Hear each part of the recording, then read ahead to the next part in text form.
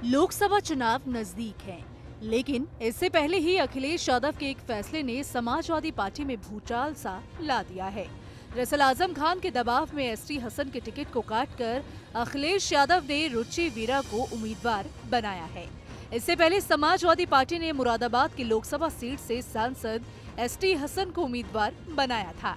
इतना ही नहीं, एसटी हसन ने नामांकन भी दाखिल कर दिया था। लेकिन इस बीच समाजवादी पार्टी ने एसटी हसन के टिकट को काट दिया और उनकी जगह रुचि वीरा को अपना नया उम्मीदवार घोषित कर दिया। लेकिन इसके बावजूद ये सियासी घमासान कम होने का नाम नहीं ले रहा। आखिर कैसे इस घमासान की शुरुआत हुई, चलिए विस्तार से जानते हैं। दरअसल उत्तर प्रदेश में सबसे ज्यादा मुस्लिम मतदाता रामपुर और उसके बाद मुरादाबाद सीट पर हैं। सियासी समीकरण के लिहाज से दोनों सीटें सपा के लिए काफी मुफीद मानी जाती है, लेकिन सीतापुर जेल में सजा काट रहे आजम खान की चाल ने उलझा दिया है। रामपुर से लेकर मुरादाबाद तक समाजवादी पार्टी का संकट बढ़ गया है। आजम के विटो पर सपा प्रमुख अखिलेश यादव ने मुरादाबाद सीट के उम्मीदवार एसटी हसन को बदलकर रुचि वीरा को टिकट दे दिया। इसके बावजूद आजम खान के करीबी आसिम रजा ने रामपुर में नामांकन भरकर अखिलेश यादव को भी आंख दिखाने का काम किया।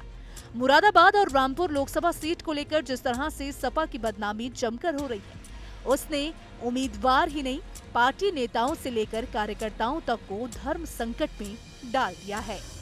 इस कहानी की जड़ आजम खान है, जो इन दिनों सीतापुर की जेल में बंद हैं और अपनी सजा काट रहे हैं। आजम चाहते थे कि साल 2024 में एसटी हसन मुरादाबाद के बजाय रामपुर लोकसभा सीट से चुनावी मैदान में उतरे, लेकिन इसके लिए वो राजी नहीं हुए। इसके बाद आजम खान ने रामपुर और मुरादाबाद सीट को लेकर जेल से ही सियासत बिछानी शुरू कर दी। सपा प्रमुख अखिलेश यादव बीते 22 मार्च को आजम खान से मुलाकात करने सीतापुर जेल पहुंचे थे। अखिलेश रामपुर और मुरादाबाद सीट पर टिकट को लेकर आजम से मिलने गए थे।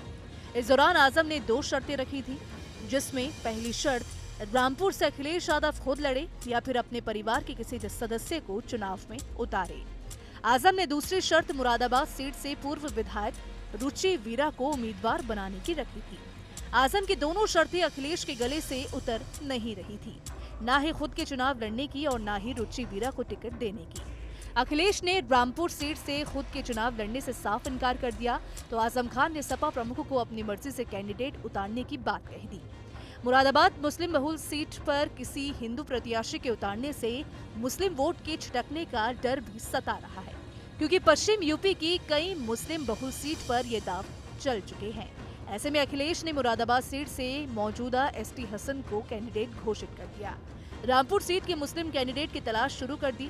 सपा प्रमुख अखिलेश यादव ने दिल्ली पार्लियामेंट मस्जिद के इमाम मौलाना मुहिबुल्लाह नदवी को रामपुर सीट से टिकट घोषित कर दिया।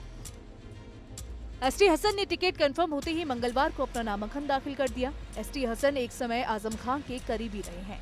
अलीगढ़ में पढ़ते हुए उनके बीच नजदीकी रिश्ते बने। एसटी हसन के मुरादाबाद के मेयर बनने से लेकर लोकसभा सांसद बनने तक में आजम खान की अहम भूमिका रही है। साल 2019 में अखिलेश ने नासिर कुरैशी को मुरादाबाद से टिकट दिया था, लेकिन आजम खान के चलते नासिर का टिकट काटकर एसटी हसन को प्रत्याशी बनाया गया। वो सांसद बने, लेकिन अब आजम खान के एसटी हसन के खिलाफ हो गए हैं, क्योंकि रामपुर से वो चुनाव नहीं लड़ना चाहते हैं। आजम खान के जेल जाने के बाद एसटी हसन ने सपा मुख्य अखिलेश यादव के साथ भी अपने रिश्ते मजबूत बना लिए थे। इतना ही नहीं, आजम की गैर मौजूदगी में एसटी हसन पार्टी में मुस्लिमों के बड़े नेताओं की लिस्ट में शुमार किए जाने लगे। इसी क्रम में सपा मुखिया ने एसटी हसन को लोकसभा में पार्टी संसदीय दल का नेता भी बनाया था। आजम इस बात से भी उनसे नाराज हो गए थे। अखिलेश ने एसटी हसन को 24 मार्च को टिकट दिया, तो आजम की करीबियों ने नाराजगी भी जाहिर की, जिसके बाद अखिलेश ने अपना फैसला बदला और 26 मार्च की शाम को उन्होंने रुचि वीरा को नामांकन करने को कहा। ये बात मुरादाबाद में जंगल में आग की तरह फैल गई। इसके बाद एसटी हसन के समर्थकों ने सड़क पर इसका विरोध किया। इस प्रदर्शन में हसन के समर्थक ने अखिलेश यादव को बीजेपी का एजेंट तक बता दिया। इसके बाद अखिलेश यादव ने रुचि वीरा और मुहिबुल्लाह नदवी के लिए समाजवादी पार्टी का सिंबल लेटर लेकर वो आए। रुचि वीरा अब मुरादाबाद से समाजवादी पार्टी के उम्मीदवार हैं और एसटी हसन का टिकट अब कट चुका है, जिसके बाद एक सियासी घमासान मचा हुआ है। खैर, इसको लेकर आपकी क्या राय है, कमेंट सेक्शन में जरूर बताइएगा। इस वीडियो में फिलहाल इतना ही।